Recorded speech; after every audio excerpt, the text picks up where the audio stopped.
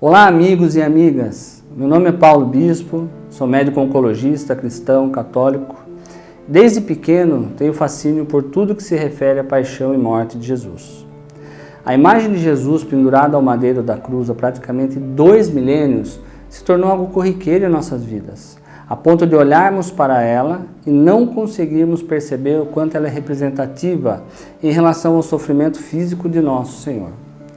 A imagem do Cristo crucificado se tornou muitas vezes um simples adorno em nossos lares, ao invés de representar o infinito amor de Deus Pai pela humanidade, através do sacrifício de Jesus, seu único Filho, Deus feito homem. Convido a todos para viajarem comigo através do relato de um dos fatos mais cruéis conhecidos da humanidade, a paixão e morte de nosso Senhor Jesus Cristo, dessa vez contada com a intenção de aproximar ao máximo o espectador do real sofrimento a que foi submetida a natureza humana de Jesus e, com isso, reacender o fogo de nossa fé através do nosso sentimento de gratidão a Deus pela redenção de nossos pecados por meio da imolação do Cordeiro de Deus, Jesus. Muitas pessoas acreditam que o sofrimento de Jesus começou no Jardim das Oliveiras, mas penso que o início se deu durante a Santa Ceia no cenáculo. A intenção de Jesus com aquela última refeição era de firmar sua aliança com a humanidade, ali representada pelos discípulos, através do sacrifício de amor, do serviço, da obediência e da mansidão, concretizados através de si mesmo. É muito provável que Jesus, durante o derradeiro jantar com seus amados discípulos, estivesse sentindo um misto de tristeza e alegria, por conta de tudo que sabia a respeito do destino que estava reservado a ele, bem como do destino de seus discípulos a partir daquela noite. Eles seriam separados pela ira do homem, mas miraculosamente reunidos dias depois pelo amor infinito de Deus, através da ressurreição. Certamente, a maior tristeza na ocasião estava relacionada ao perverso sentimento proveniente da iminente traição por parte de um dos seus, chamado Judas Iscariotes. Todos nós já fomos traídos alguma vez na vida e sabemos o quão doloroso é o sentimento que resulta desse ato tão covarde e infame. Se nós, que somos seres imperfeitos e falhos diante de Deus, sentimos uma intensa e irreparável dor ao sermos traídos, imagine você, caro espectador, o tamanho da dor que sentiu Jesus. Evidentemente, ele se sentiu perturbado, aflito, entristecido com a atitude traidora assumida por um de seus próprios seguidores, ainda mais por ser ele, Judas, um dos homens de confiança do Mestre. Dali do cenáculo, após uma singela refeição, recheada de ensinamentos, aprendizados e emoções diversas, Jesus, o Cristo, saiu em direção do Jardim do Getsêmani, localizado no conhecido Monte das Oliveiras. Chegando lá, ele se afasta do grupo e se põe a orar. Apesar de não estar relatado nos evangelhos, me arrisco a dizer que Jesus orou ao Pai, pedindo luz e proteção aos seus discípulos e às santas mulheres, incluindo sua mãe, para que perseverassem na missão que lhes fora confiada e para que nenhum mal recaísse sobre eles. Jesus tinha plena ciência de que, após a sua morte, seus seguidores inevitavelmente se tornariam de maneira cruel e avassaladora alvos de perseguições, prisões, torturas e mortes. Tudo como consequência da manutenção do seu movimento e da disseminação dos seus ensinamentos, que àquela altura eram vistos como subversivos e perigosos ao status quo vigente. Sentindo a iminência de seu flagelo carnal, conforme nos conta Lucas em seu relato evangélico, Jesus pede ao Pai, tomado por profunda angústia e medo, que afastasse de si aquele amargo cálice, mas, sobretudo, que fosse feita a sua vontade paternal. Em sinal de reverência, humildade e resignação, ele mais uma vez estava deixando à humanidade uma importante lição de vida. Jesus certamente estava aterrorizado, sofrendo uma terrível pressão proveniente da sua natureza humana ainda presente, já que sua natureza divina permitia com que soubesse exatamente todo o processo a que seria submetida a sua carne, o que fez com que ele fosse tomado por um sentimento de angústia, solidão, tristeza e pavor diante das duríssimas provas que o aguardavam a partir daquela fatídica noite. Toda aquela situação fez com que Jesus entrasse em um estado esmagador de estresse físico e psicológico, a ponto de apresentar um fenômeno fisiológico raríssimo, conhecido no meio médico como hematidrose, que consiste em uma sudorese de sangue. Esse fenômeno ocorre quando os capilares sanguíneos da pele sofrem uma ruptura, o que promove um extravasamento do sangue para o interior das glândulas sudoríparas, misturando sangue ao suor, que escorre pela pele através dos poros. Em todas as situações relatadas pela medicina, o estresse emocional intenso é o principal responsável pela ocorrência do suor de sangue, o que nos dá a real ideia da intensidade do sofrimento de Jesus naquele momento de oração.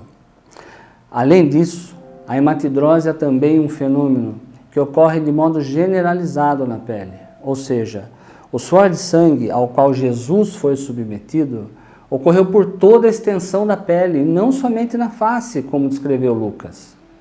Como consequência disso, a pele passa a ter uma hipersensibilidade dolorosa e uma tendência muito maior para futuros sangramentos pós-traumáticos, sendo esse fator algo muito importante para entendermos outros eventos ocorridos durante o suplício de Jesus.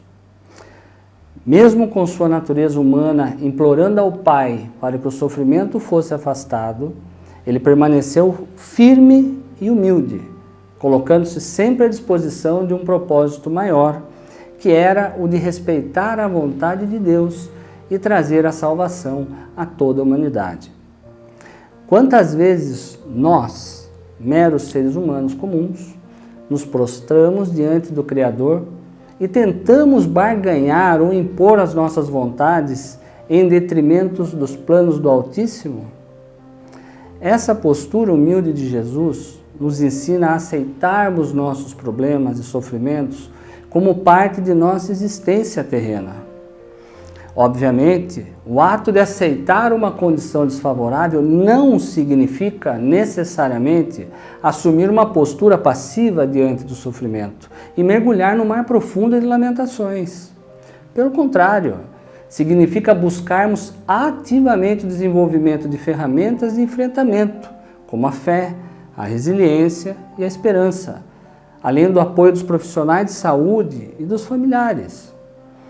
Em minha prática cotidiana, é muito comum o paciente ou o familiar se desdobrar em orações, promessas, superstições, etc., visando obter a cura da doença, a resolução da dificuldade, quando na verdade deveria concentrar os seus esforços diante do divino para alcançar o entendimento, buscar a sabedoria, a força e a confiança necessárias para enfrentar as dificuldades com a cabeça erguida e sem esquivas, buscando obter em sua caminhada uma maior evolução, crescimento espiritual e aproximação com Deus.